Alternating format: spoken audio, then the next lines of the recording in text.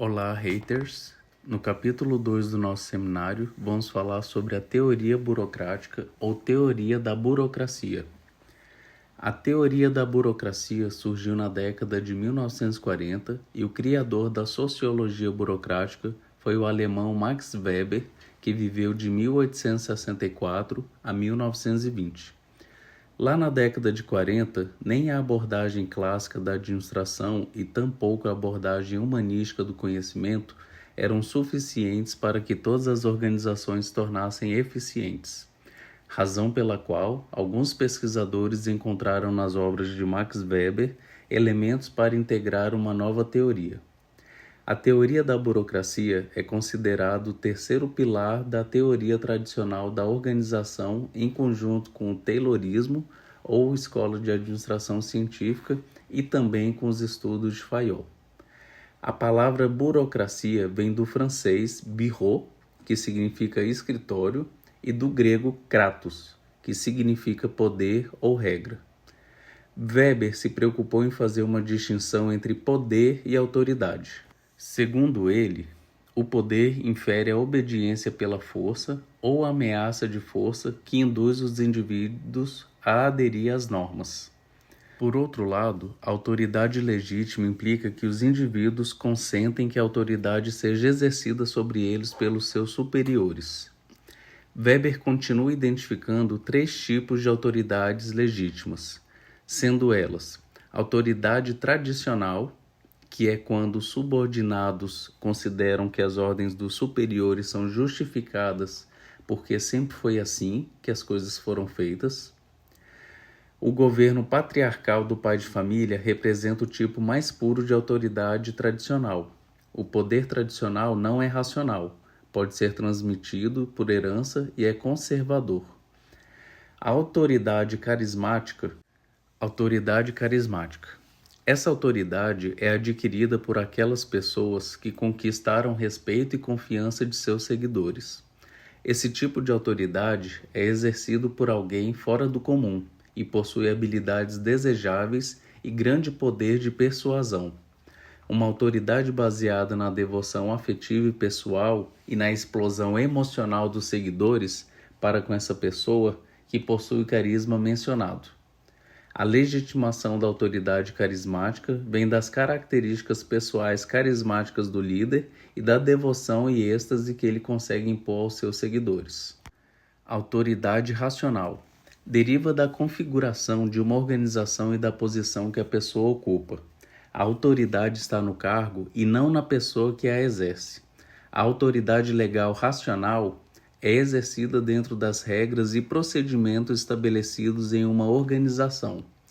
Weber acredita que a autoridade racional era mais adequada para o ambiente empresarial, uma vez que não é personalíssima como as outras duas. A teoria da burocracia tem algumas características específicas e, segundo o livro da Teoria Geral da Administração de Dalberto Chiavenato, essas características são: caráter legal das normas e regulamentos. A burocracia é uma organização vinculada por regras e regulamentos escritos. É uma organização baseada em um tipo de legislação própria e define como deve funcionar a organização burocrática. O caráter formal das comunicações. A burocracia é uma organização unida pela comunicação escrita. Todas as ações e procedimentos são feitos para garantir a devida verificação e documentação.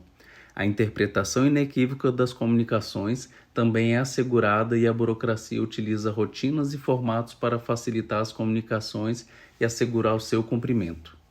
Natureza racional e divisão do trabalho. Se caracteriza por ter uma divisão sistemática do trabalho e essa divisão atende a uma racionalidade e é adequada aos objetivos a serem alcançados, ou seja, a eficiência da organização.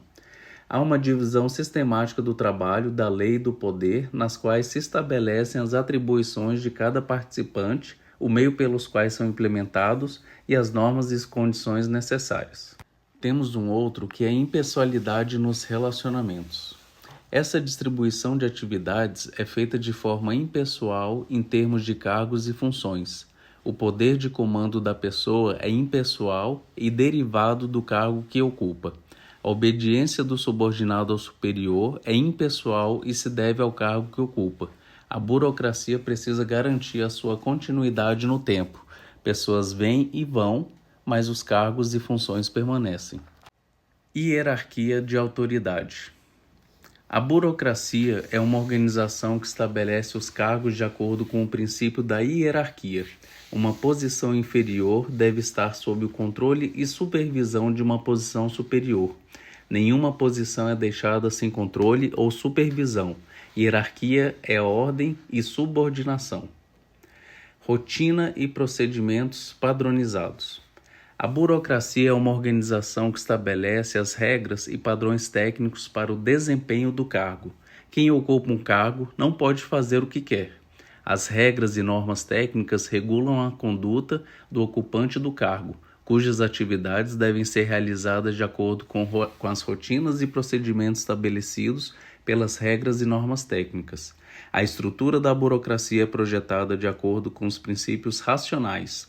A disciplina no trabalho e o desempenho no cargo são um conjunto de normas e regulamentos que buscam adequar o funcionário e exigências do cargo e da organização, ou seja, produtividade máxima. Competência técnica e meritocracia. A burocracia é uma organização que baseia a seleção de pessoas no mérito e na competência técnica, necessidade de exames, concursos, provas e títulos para admissão ou mudança de função dentro da organização. Especialização da administração. É uma organização que se baseia na separação entre a propriedade e a administração. Os administradores da burocracia não são seus donos. Com a burocracia vem o pessoal especializado em administrar a organização. Profissionalização dos participantes. É uma organização que se caracteriza pela profissionalização de seus participantes.